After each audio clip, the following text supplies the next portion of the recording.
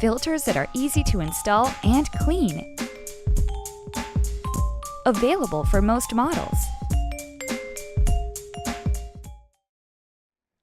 This filter installation video is for the Lasco Tower Fan models 2554, 2551, 42-inch wind curve fan filter. Begin by lying the fan face down. Make sure the fan is clean, free of any dust, dirt, or grime.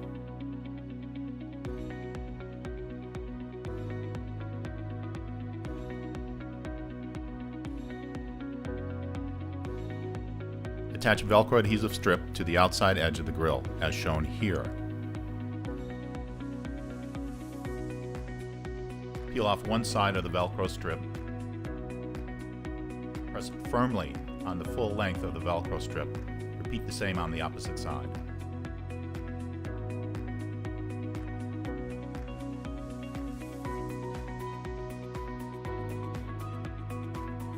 This is your Fan Buddy filter made from pollen filtration material.